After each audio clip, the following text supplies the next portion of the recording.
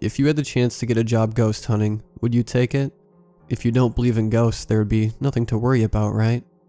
In tonight's video, I will be telling 3 very different stories that only share one common theme, being unsettling.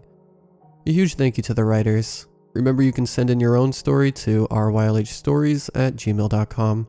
If you enjoy the video, likes and comments are always appreciated. Subscribing if you're new is as well.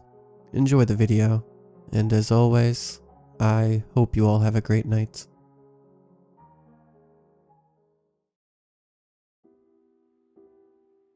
Ghost Hunters Wanted, no experience needed. That was what sucked me into all this, that stupid ad. They even used the Ghostbusters logo. Totally illegal, sure, but it's a Facebook ad and who cares, right? The familiar logo caught my eye, the text made me laugh, and I thought, sure, why not? And I clicked their stupid ad.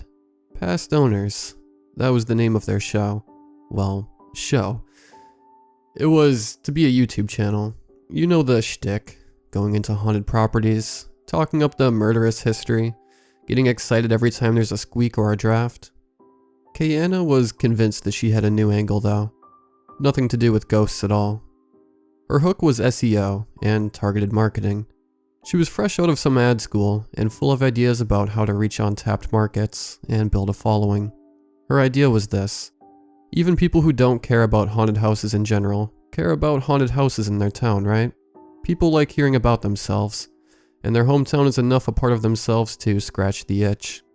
Kayana was sure that through keywords and location-specific ads, we could pitch each episode of our show to locals, people who weren't already burned out on the whole ghost hunting thing. I was skeptical, but she was offering a regular paycheck and it sounded like fun, if nothing else. The no experience needed in the ad was because she'd already lined up her camera guy and tech folks. All she needed was a gopher to do, well, everything else. I had one big question for Kayana before I joined up. Do I need to believe in ghosts for this? She laughed. Definitely not. Only Emmerich does, and nothing against him, but we don't need 2 Emmerichs around here, that's for sure. So I signed on as van driver, cord carrier, and general stuff doer. The team was small. Kayana, Marit, 2 guys named Jeff, and Emmerich. Everyone seemed genuinely pleased to have me on the team, and I was happy to meet all of them, especially Marit, who was smoking hot. She was the one who was going to be in front of the camera, so it made sense. Plus she had this accent. Man, definitely convinced me that Kayana was going to be able to sell this show. That's all I'm saying. The Jeffs were in charge of the cameras. Everyone called them Stan Jeff and Sit Jeff to tell them apart. Stan Jeff was the guy who worked the standard camera, the kind you carry around to film people with. Sit Jeff dealt with all the remote cameras. His whole deal was run from a control center, keeping tabs on a dozen different screens at once. Different skill sets, both camera-based, both named Jeff. I asked Stan Jeff if we could call one of them by their middle name or something, and he looked disgusted. Yeah, you could, except that his middle name is Jeff. Wait, he's named Jeff? No, he's named Mark. He goes by Jeff just to tick me off. He won't even respond to Mark now. If you don't call him Jeff, he just pretends that he didn't hear you. Well, do you have a middle name? Stan Jeff looked offended. Screw that. I'm not letting him steal my name. I was Jeff first. And then there was Emmerich. Everyone else was mid-20s, I'd say. Maybe 30 for Stan Jeff, but Emmerich had to be 50, and a hard-worn 50 at that. He was a happy guy, always smiling, but he looked like he'd spent his entire life outdoors, and only found out about sunscreen last week. His skin was weathered and wrinkled like a broken-in baseball glove. His hair was close-cropped and bristly. He looked kind of like Malcolm McDowell, only if he were a walnut. Emmerich was responsible for all of the weird tech. EMF meters, infrared stuff, Geiger counters, defibrillator. Don't quote me on the names of any of this.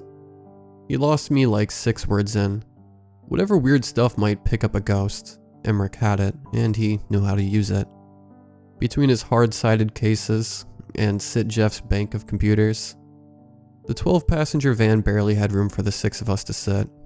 You think this stuff can really pick up a ghost? I asked him. Another skeptic, I see. I mean, yeah, people die all the time. Everywhere. I really think I would have seen a ghost by now if they existed. Perhaps you have. Not all hauntings are equal, you know. Haven't you ever felt someone watching you when you were alone? Or suddenly had your mood shift for no reason? Those are your ghosts? They're gonna make for some pretty lousy TV. We were walking around in the dark when this man suddenly became creeped out. Ooh. Emmerich was unfazed by my mockery. Some ghosts are minor, some are major. If we're lucky, we'll find something in between. If we're not, my equipment is good enough to pick up even the minor ones.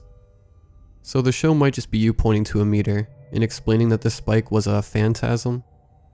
He shook his head vehemently. Trust me, we see a phantasm. You won't need any explanation from me. Like I said, not all hauntings are equal. Your standard phantom? That's just a lost scrap of a person.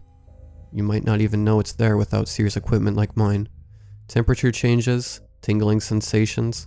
That's about as far as a phantom can go. A phantasm now. That's a full-fledged evil location. It's a space bending, time dilating, hallucinatory murder waiting to happen. Phantasms are sentient and sadistic. They will lure you in, chew you up, and swallow you whole.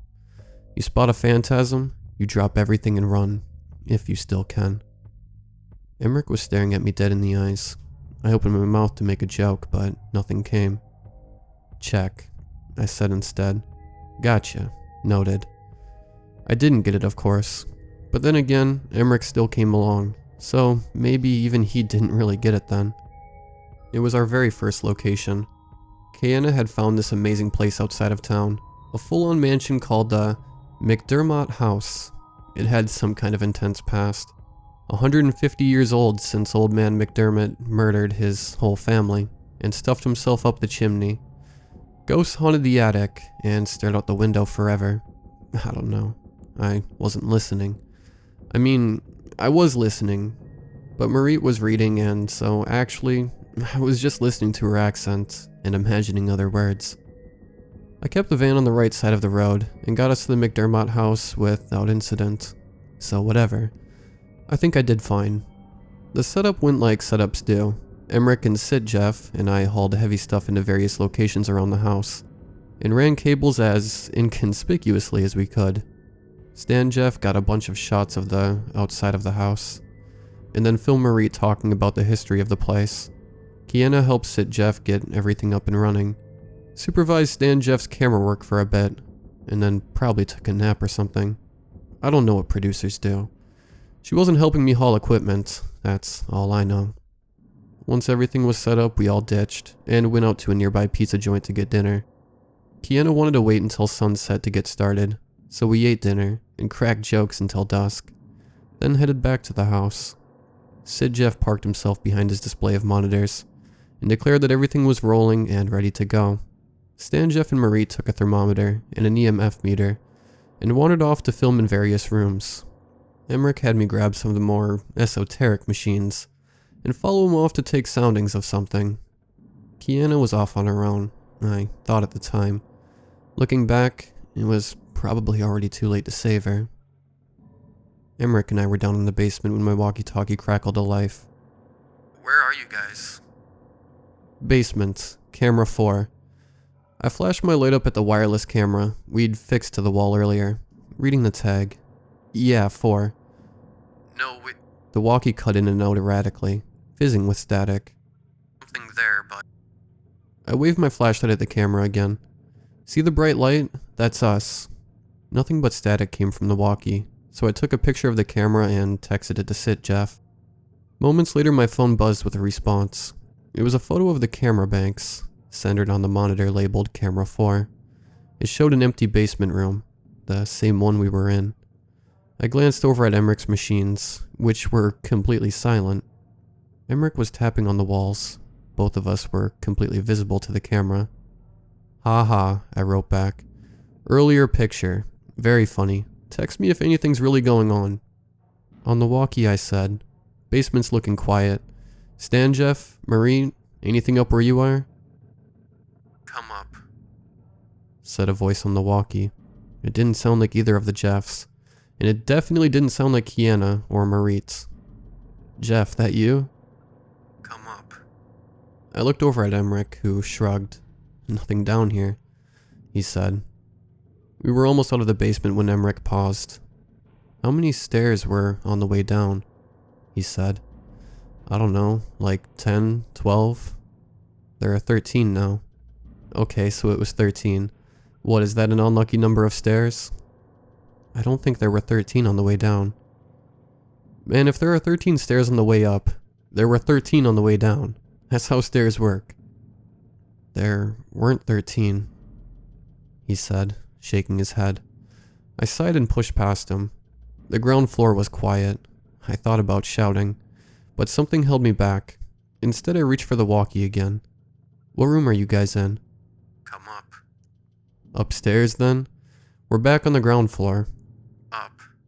Thanks, man. Helpful. I turned to Emmerich. Up, then. He looked concerned. I want to swap out some of the equipment.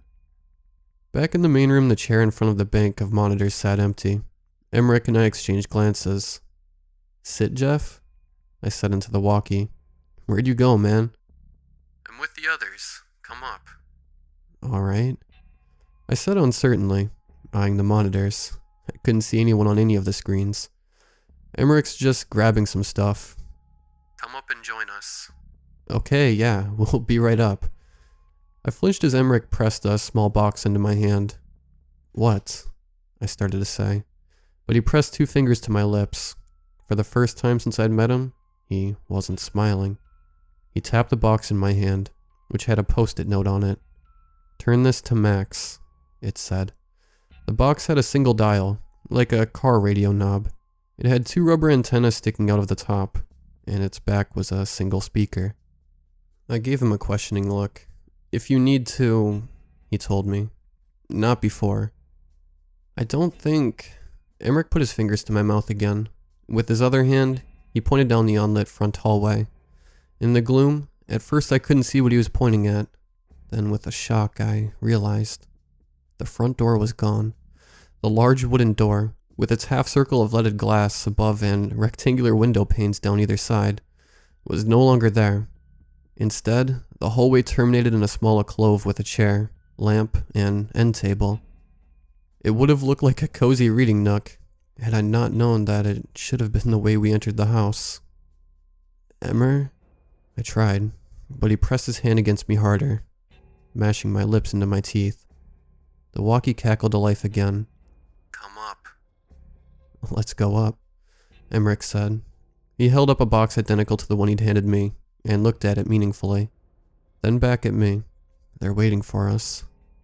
Together we walked up the house's narrow staircase. I counted the steps this time. There were 13. The stairs led out into a dark hallway lined with doors. Every one was closed. An aura of menace hung in the air, an almost palpable sensation. I could feel it settling into my lungs with each breath. I tried the first door. It was locked. Emmerich tried the one across the hallway, with the same result. I glanced back downstairs. The steps stretched away into blackness, far beyond the reach of my light. Up, said the walkie. At the end of the hallway, a set of folding stairs led up to a gaping hole in the ceiling. I cast a pleading glance at Emmerich. He gripped his little plastic box and walked toward the stairs.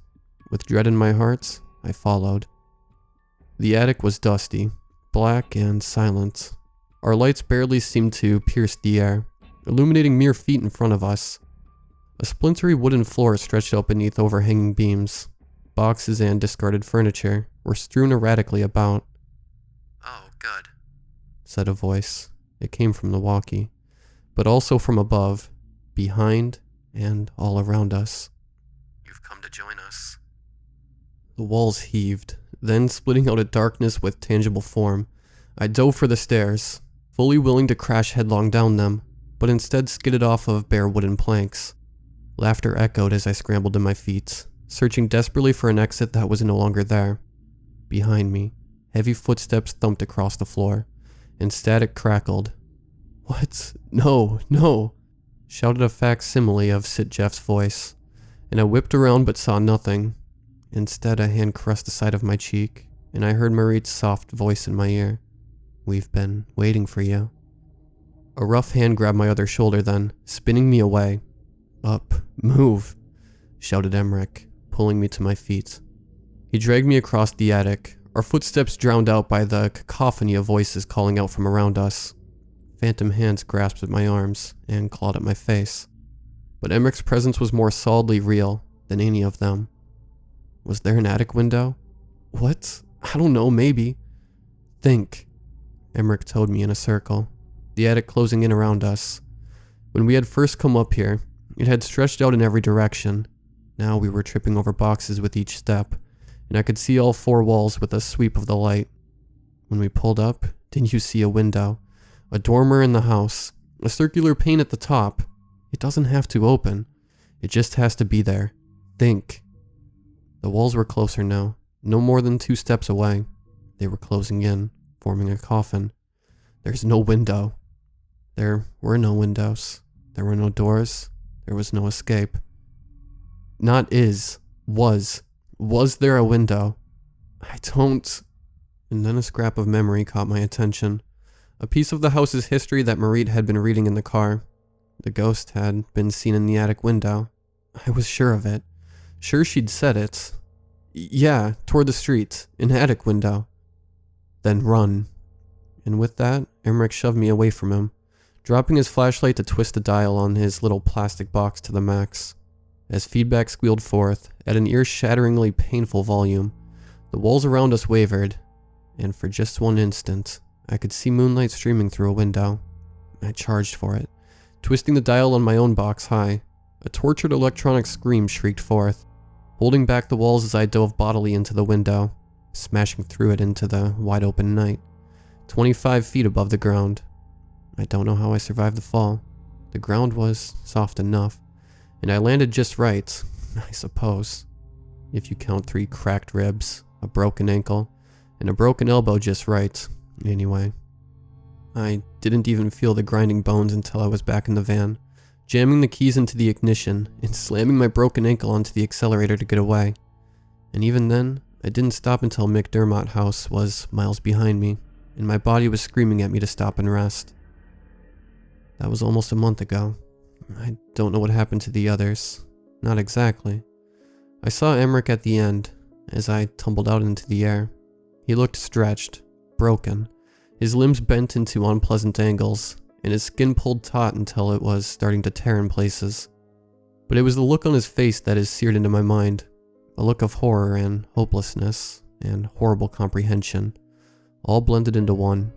It was the look of a man who knows in terrifying detail everything that is about to happen, and understands that knowing will not make it hurt any less. I wonder if he knew he was saving me at the cost of himself, or if he thought the window was the other direction, and was attempting to offer me to the house, as he flung himself to safety. I don't sleep much anymore. Minutes at a time, maybe half an hour if I'm lucky, or unlucky perhaps. Because every time I sleep, I'm back in the McDermott house. Voices taunt me, bubbling up from the darkness. Hands grasp at my body, pulling me back. Hallways stretch away as I run down them, lifting doors out of my reach. And always the whisper. Did you really think I'd ever let you go? I think I made it out in time. I remember the grass cutting my skin, the impact with the ground. I can feel the hard casts on my arm and leg, bite my finger for the pain, pick away a scab to see myself bleed. I'm sure that I'm here. But then again, that's exactly the sort of hope the house would want me to have.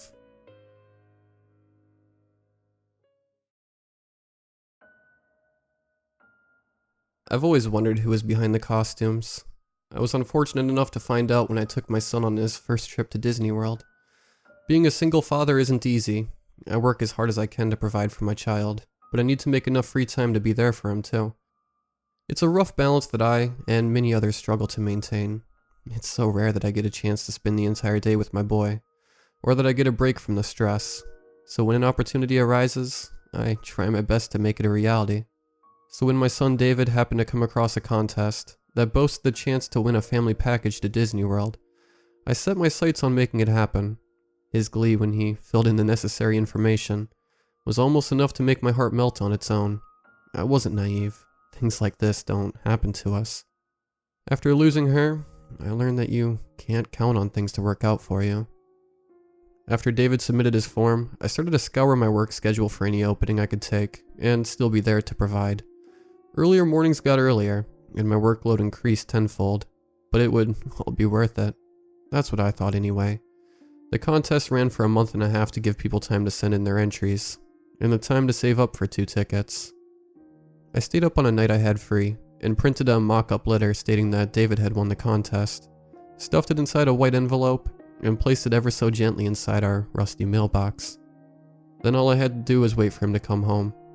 When I tell you this boy's whole world lit up like the 4th of July when he opened that letter, man, I hope I never forget his smile. Thought he was going to damn near rip his cheeks open, grinning that hard.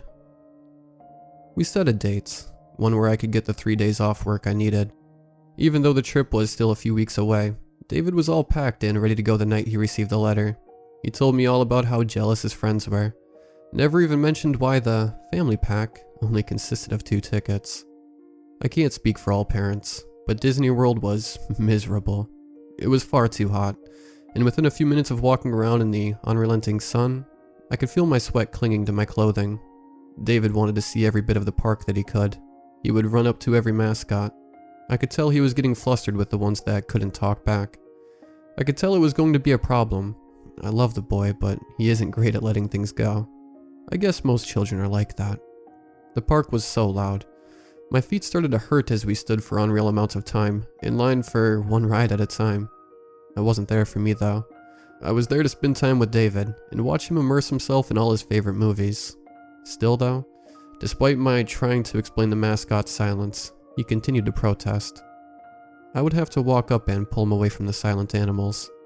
Once David reached forward and grabbed onto Goofy's hand, the expression on David's face dropped, and he walked back to me. His hand felt weird, he said to me. I looked up at Goofy. I didn't care. They could be as animated as they wanted, but the unmoving face always gives me the creeps. The way they can just stare forever. We didn't engage with Minnie after David got creeped out, and I couldn't really get an explanation out of him. We still had far too many things to see anyways. We couldn't be stopping to talk to each and every make-believe character. David's mood slowly returned, as we feasted on a monstrously expensive meal, and went on a few more rides. We sat together as the sun had long since passed the horizon, and watched the fireworks leap into the air. The brilliant spectacle of colors and booms filled the park, and despite all my complaints, there with my boy, it was truly the happiest place on earth. It would have been picture perfect if it wasn't for all the mascots that stood around us. With every glow of the various colors, their features were outlined, and then they'd fade into the dark. It was eerie, and I was glad David hadn't gotten scared. Once the grand finale sent a seemingly endless stream of fireworks cascading into the sky, filling it with bright, sparkling lights, I noticed the mascots had left. When the fireworks ceased, and our only lights were the sparse place lamps around the park, and after a bit more time of walking around, it was time for us to leave. David said he needed to use the bathroom, so we started our search, but the crowd was flowing like a river towards the exits. I was bumped on my shoulder, and turned to face a man who gave me a quick apologetic glance. That was all it took for David's hand to slip loose from mine. Looking back, I noticed I was alone. My head frantically swiveled, searching through the crowd. My voice raised above the surrounding chatter, as best as it could, to call his name, and when I didn't hear a reply, I started pushing against the tide. My exhausted body brushed up against an ocean of others, as I tried to find a clearing, hoping the herd would thin out. My breath and my heart started to race in tandem, as seconds felt like an eternity. Getting near the back of the pack, I could hear a distant and timid hello, swimming under the conversations around me. David. It was David. I looked around like a madman, and once only a few people were surrounding me, I could see under one of the lights was none other than Mickey Mouse. Of course, I thought. Of course. David would want to say goodbye to Mickey if he saw him. With the crowd dissipated, I quickly jogged over to the oversized rodent, and noticed that David had a small collection of tears under his eyes. I promptly asked him what was wrong, and he said that Mickey won't say goodbye to him. The last thing I wanted was for David's final memory of the park to be a negative one. All he wanted was a goodbye. I stood up straight, and looked the mouse in the saucer-sized black pupils, then back at my son who was wiping his cheeks. Slowly I stepped forward and leaned in towards the mouse's ear, and did my best to keep a whisper my son couldn't hear. Hey, I know you're not supposed to. Even if it's the worst impression, please just say goodbye. There was a moment of silence, and when I didn't receive a response, I started to pull away from Mickey. Daddy. David chimed in, and when I turned my head I noticed that Goofy had closed in on us. Looking back to Mickey, in the dark when I stared into his pupils, it seemed like the dark they were made of was swirling. I told David that we should just get going, but he said he wanted a goodbye and grabbed Mickey's hand. Mickey grabbed back. The grip must have been strong as David immediately started to struggle against it and screamed for me. What the hell? I shouted towards the rat. I reached out to grab Mickey's arm, and when my hands made contact I understood David's previous statement. Weird was the only word I could come up with too. Whatever was under the costume was much skinnier than any person could be. The mask I grabbed onto felt like it was constantly shifting around under my hands. I wanted to leave the park, but I also wanted to give my son fond memories of it. I didn't want things to get physical. I turned to look at David, but instead of being able to focus on calming him down, I noticed Goofy was walking closer to us. The illumination above us cast completely on the front of Goofy, and the costume's fabric was writhing. Like hundreds of fingers were under the costume, all pressing on the inside of it. That was enough. I'd just buy the kids some damn ice cream on the way home. Let go or I'm going to hurt you, I warned. I was tired, but the thing under my hands didn't feel like it had any muscle to speak of. Yet it continued its dead gaze into my eyes. David's cries echoing in my head, I reeled back, and threw a punch towards the cartoon head. I thought it had come completely off, but it was just hanging off its shoulder, held together by a thin black string. A string that was moving around to pull the head back into place. Mickey's grip loosened, and David was able to wriggle free. But me? I could feel two light brown arms wrapping around me. Run to the exit, David, I exclaimed, as I wrestled against the dog trying to hold me in place. That's enough. A sweet voice commanded, and in response, Goofy pulled away from me. I adjusted my gaze to the female voice that saved me. Sorry, nighttime is feeding time, she spoke. I was beside myself as I looked into the face of Sleeping Beauty. The actor stood under the lamp across the path with her hands clasped together. Mickey and Goofy stepped away from us. Mickey, now with his head back on his shoulder, stepped into the shadow. Sleeping Beauty walked forwards with an unwavering smile. We have to take care of our young, don't we? She spoke, looking at David but clearly addressing me. What's your name, little guy? David looked at me and back to Sleeping Beauty. David, he whispered. Sleeping Beauty lowered herself to David's eye level and gave him a nice, toothy smile. Goodbye, David, she spoke, soft and kind, with one of her hands reaching out to hold David's hand. And good night.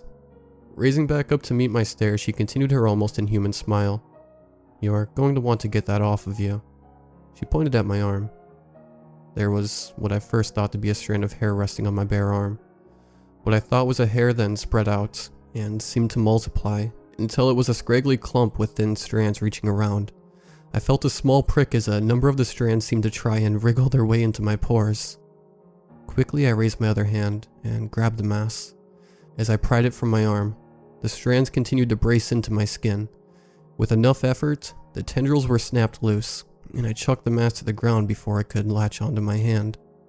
The clump moved across the tiled road until it found Sleeping Beauty, who bent over and let it rest in her gloved hands.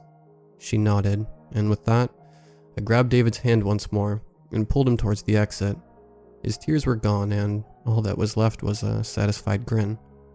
I offered one more look back as we got to the exit. They were all there. Each mascot we had come across that day stood in the dark, watching us leave. Our drive home was long. Quick for David, though.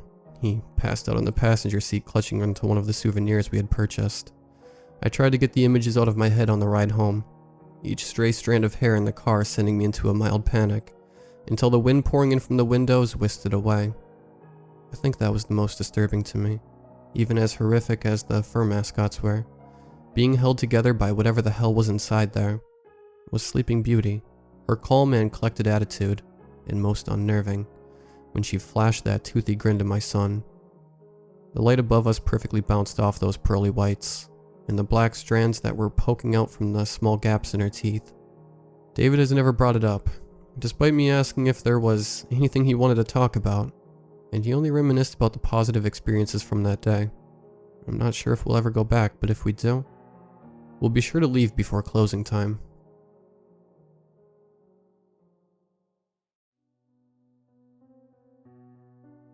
Do you ever pretend you're the only person in the world? I do. I live, work, study, and basically spend my entire life at my university. And I think one of the most peaceful and unnerving feelings is waking up at 7:30 in the morning and not seeing a single soul on my walk to my part-time job.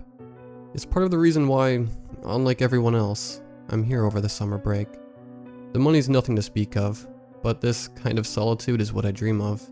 Of course, the illusion's always shattered by seeing someone else in the elevator, or on my way through the student center. Always, but not today.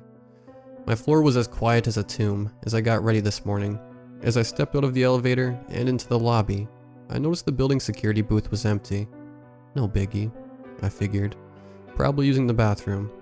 I walked outside and listened to the wind howl as it flowed between our tall, concrete residence halls. The sky was dull and gray, and the air smelled like rain. My favorite kind of weather. I continued to make my way to work, and slowly started to realize that there really is nobody here. That's not exactly uncommon. The second that students aren't mandated to be here for classes, they aren't. And that means that non-essential student services, like the coffee shop, shut down too. But what about the custodians, or the administrative staff? Of course, but there's no sense in shattering my illusion this early. Eventually I arrived at work, clocked in, and started to set up for the day. I work in our university's photo lab. Normally I prepare and dispose of darkroom chemicals, but since there's no classes this week, I'm processing rolls of negatives of students instead. Even though the process is pretty straightforward, I completely understand how devastating it can be to ruin a day's photo shoot by missing the fixer bath. One time I watched my negatives separate from the film and float on the surface of the water. I loaded up my favorite 90s rock playlist and slipped into the rhythm of my routine. I know the stages of photo development by counting Soundgarden songs. After some time had passed, I took a restroom break. Still no signs of life. But this wing of the building is secluded at the best of times anyway. On my way back, though, I found something unique and a little odd. A camera. It looked like an old school film camera, big and bulky in the best way. It reminded me of something that would have been made in the Soviet Union, and still functions impeccably today. As I knelt closer, I saw that it had a few deep gouges into its metal frame, and black slime along its sides. As I carefully picked it up, the slime slipped off and splattered on the ground. I started to walk back to the photo lab. I had to know this camera story, but developing the roll will help me find its owner too. Maybe this person went on a safari, and their camera was mangled by a lion. Maybe that inky black goo on the camera is actually from a swamp, and they rescued their heirloom camera from a crocodile. Or maybe they found... As I turned the corner, I stopped dead in my tracks. I felt myself suspended between not fully comprehending what I was seeing, and a very primal fear to run as fast as I could and not look back. I didn't even feel myself drop the camera, but I heard it hit the tile floor, hard, and so did the monster on the other end of the hallway. She stood tall, a gaunt, hulking behemoth, filling the expanse of the hallway despite laying on her stomach. Her bony arms were bruised and bloody, likely from scraping the brick walls in the hallway. Her skeletal hands, each the size of golf carts, held a corpse that she was intently devouring, picking at strips of flesh and muscle. Black, inky drool mixed with blood and pooled at the corners of her mouth, dripping all over her hands, and the floor. Her pallid, emaciated face was framed by long, wiry black hair. Her milky white eyes held small, dilated pupils.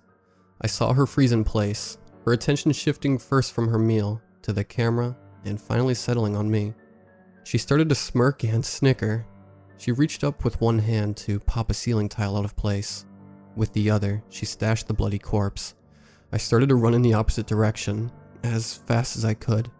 I heard her snicker break into a giggle, and I heard her scrape along the floor and the walls. It grew into a deep, billowing laugh. This building was a maze. My feet could hardly keep up with how fast I was pushing myself forward. I desperately rounded corners and dipped through rooms. Everywhere I went, her loud, guttural laughter echoed off the walls and sounded so much closer than I hoped it would be. Finally, I reached the exit. I bounded through the double doors and took a deep breath. I stopped for a second and tried to think about what I would do next. When I saw her face appear a few feet from the doors, I started to back up. She balled her hand into a fist and shoved it through the glass and metal doors. They exploded outwards, sending glass and bits of metal debris flying. She brought her fist back, carving cuts and scratches on the remains, but didn't even seem to notice.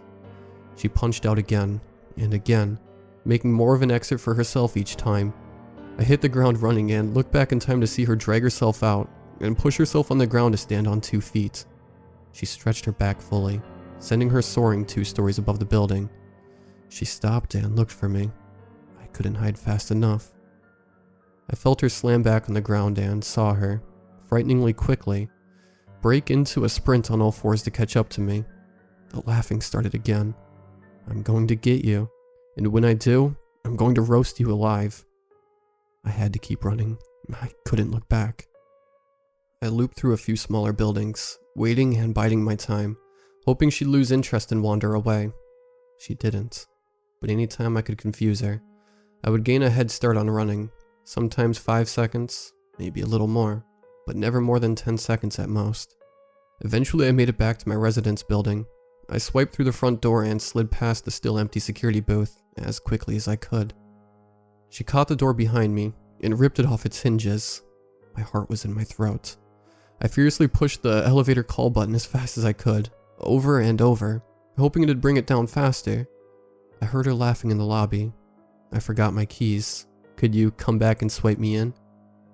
I heard her grappling with and smashing the security doors. Just as the elevator arrived and opened its doors, I ran inside, pushed the button for the 16th floor, and now started mashing the closed door buttons. She screamed at me, her head peeking out from the hallway. "Hold the door, I'm coming too." As the doors closed, her outstretched arm was just a few feet away. I rode the elevator up, relishing the minute of safety and peace. I breathed deeply. I didn't know what to do next. The elevator arrived on my floor. I popped open the door to the stairwell and heard far-off noises of nails scraping into walls, limbs smacking into steps, and telltale giggling. As I stood there, I was certain that it was slowly, surely, getting louder. I unlocked my door and slipped into my room. I deadbolted the thick oak door, hearing the steel slide it shut into its concrete frame. I stepped back and breathed deep. This is it. This was all I could do. I couldn't outrun her. I don't have a car. This is it. I heard the stairwell door creep open. I heard her pulling herself along the carpet. She dug her nails into every door, pausing before moving to the next one. Finally, she stopped in front of mine. I could hear her raspy breathing and see her shadow cast on my door. She dug her nail down my door, a noise that tickled my spine and made my skin grow cold. This door feels different. Less give. You locked yourself tight, didn't you? That's okay. I can wait. Are you hungry? Like me? How about thirsty? How much water do you keep in there? I looked around. Some cans of Diet Pepsi, an energy drink, 1 bottle of water, orange juice. We'll find out together. I tried dialing public safety 911. My girlfriend, my coworkers, my mom. My phone has full bars, but none of the calls are going through. It's been days. I'm hungry. I'm thirsty. I have no food or water left. Her snickering keeps me up at night, and she starts to giggle whenever she hears me shift in my room. I don't think she sleeps.